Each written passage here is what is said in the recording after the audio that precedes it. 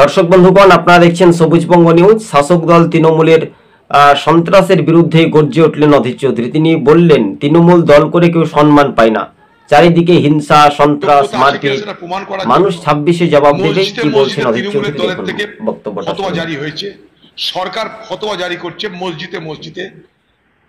পুরনো নেতা এটা জানি, অনেক দিনের নেতা সিদ্দিকুল্লাহ চৌধুরী, মুসলমান সমাজের সে একটা বড় ব্যক্তিত্ব। কিন্তু আবার বলছি যে এই তৃণমূল কাউকে সম্মান দেয় বলে আমার জানা নাই। আপনারা শুনলে অবাক হবেন যে ইমাম ভাতা দেওয়ার জন্য, ইমাম ভাতা দেওয়ার যোগ্যতা আছে কিনা সেটা প্রমাণ করার জন্য মসজিদে মসজিদে তৃণমূলের দলের থেকে ফতোয়া জারি হয়েছে। সরকার ফতোয়া জারি করছে মসজিদে মসজিদে যে সেই মসজিদে কতজন নামাজ পড়ে, তারা ঠিকমতো নামাজ পড়ে কিনা ইমামদের তার ছবি তুলে পাঠাতে হবে।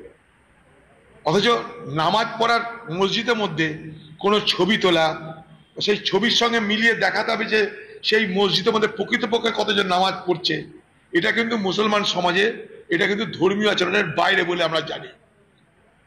স্বাভাবিকভাবেই আজকে ফতোয়া। দর্শক বন্ধুগণ, আজকে ছিল আমাদের এই পর্যন্ত প্রতিবেদন। দেখতে পেলেন, অর্থাৎ তৃণমূলের মন্ত্রী থেকে বিধায়ককেও সুরক্ষিত নয় এবং রাজ্যের সাধারণ মানুষ তো নেই। গণতন্ত্র এরা হত্যা করে ভোটে জেতার চেষ্টা করে রাজ্যের শাসক দল তৃণমূল। তাই তৃণমূলের বিরুদ্ধে গর্জে উঠলেন অধীর চৌধুরী। দর্শক বন্ধুগণ, আজকে ছিল আমাদের এই পর্যন্ত।